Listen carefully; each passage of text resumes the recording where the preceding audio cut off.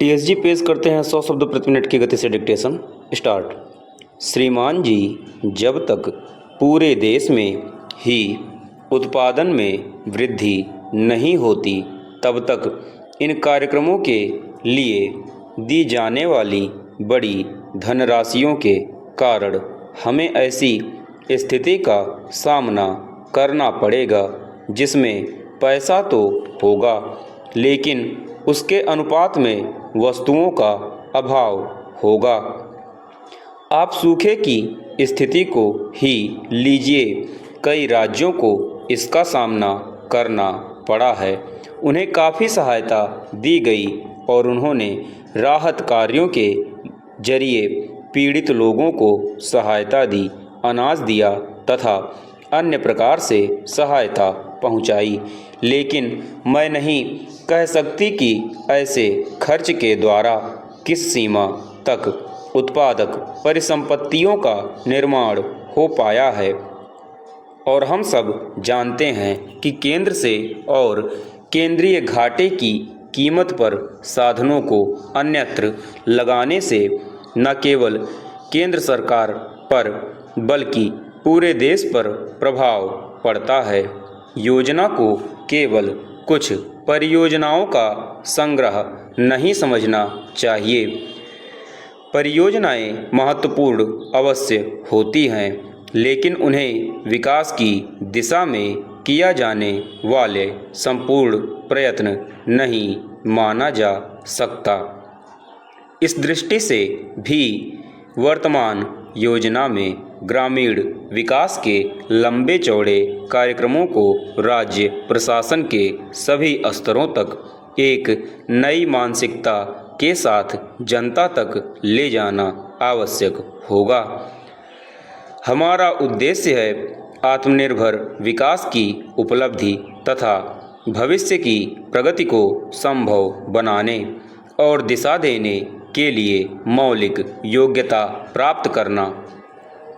इस उद्देश्य की प्राप्ति के लिए प्रयास करते हुए हमें अंतर्राष्ट्रीय सहयोग के नए रूपों को समझना होगा। उत्पादक कार्यक्रमों के लिए सहायता अब उत्तरोत्तर ऐसे सहयोग का रूप लेती जा रही है जिसका लाभ प्राप्तकर्ता देश के साथ साथ देने वाले देश को मिलता है। इस प्रकार हमने हाल में जो समझौते सोवियत संघ चेकोस्लोवाकिया के साथ किए हैं उनमें से कुछ इसी प्रकार के हैं। उनसे हमारी आर्थिक क्षमता और मजबूत होती है, हमारी उत्पादकता बढ़ती है और हम अधिक निर्यात कर सकते हैं। पूर्ण विराम। भारतीय विकास का उद्देश्य अपना एक अलग रास्ता बना सकने का रहा है। संसदीय व्यवस्था के अंतर्गत बहुदलीय लोकतांत्रिक प्रणाली अपनाते हुए प्रभावशाली नियोजित विकास कर सकना कोई अल्प उपलब्धि नहीं है, लेकिन हमें यह भी चिंता है कि हमारे विकास का स्वरूप अन्य से भिन्न हो तथा हम केवल दूसरों का अनुकरण न करें। कभी कभी यह सुनने में आता है कि हम इस शिविर में हैं या उसमें, अथवा अमुक बाहरी प्रवृत्ति का अनुकरण बहुत निकट से कर रहे हैं। आप जानते हैं कि इस संबंध में भारत सरकार की भावना बहुत तीखी है और ऐसे लोगों से व्यवहार करते हुए प्रश्न केवल एक विशेष दृष्टिकोण से काम लेने का नहीं होता है। हमने सदा से ही अपना स्वतंत्र रुख अपनाया है और हम आगे भी ऐसा ही करते रहेंगे, लेकिन हम अपने लोगों में अनुकरण की मानसिकता देख सकते हैं। उदाहरण के लिए हमसे अथवा हमारे बीच जो प्रश्न रखा जाता है वह यह है, अगर किसी देश विशेष में प्रबंधकों और तकनीशियनों को अमुक वेतन मिलता है तो हमारे यहाँ क्यों नहीं पूर्ण विराम चेंज। महोदय, हमारा शरीर जिन 5 महाभूतों यानी पंचतत्वों से बना है उनमें से एक तत्व जल है और शेष 4 हैं आकाश, वायु, अग्नि और पृथ्वी। विज्ञान के अनुसार जल में 2 भाग हाइड्रोजन और 1 भाग ऑक्सीजन होता है। इस भूमंडल में पृथ्वी का 1 भाग चौथाई है और जल का भाग 3/4 है। मानव शरीर में भी 70% जल और 30% में शेष सब हाड़, मांस, रक्त आदि हैं। इस अनुपात को देखकर ही जल की महत्ता और उपयोगिता का पता चल जाता है। हमारे शरीर में जल तत्व का भाग शेष 4 तत्वों से बहुत ज़्यादा है। इसलिए शरीर और स्वास्थ्य की दृष्टि से हमें जल के विषय में विशेष रूप से सतर्क और सचेष्ट रहना होगा।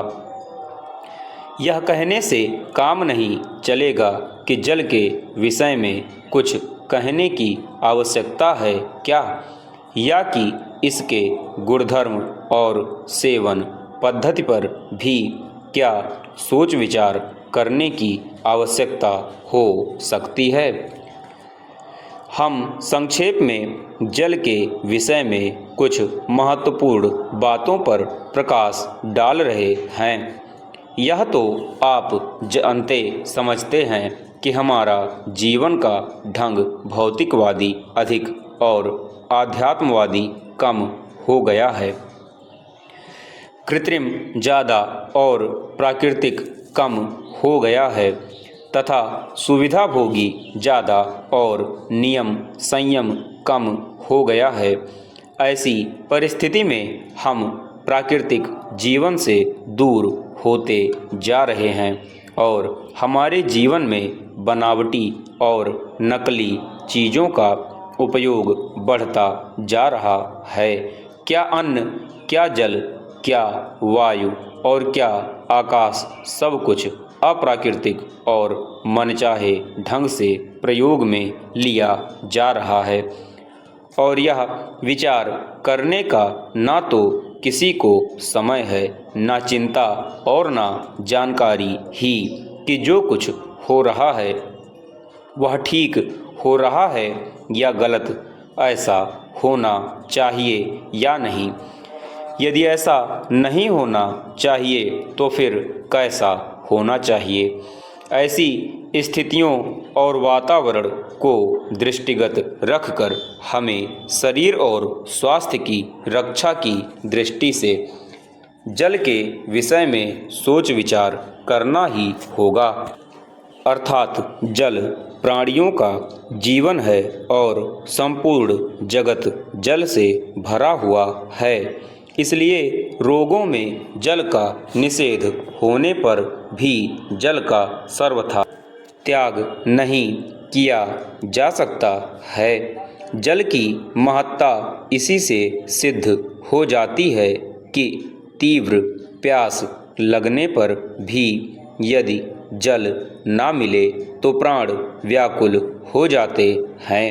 एक बार अन्न के बिना व्यक्ति जी भी सकता है, एकदम मर नहीं जाता, पर जल के बिना तो जीना कठिन है।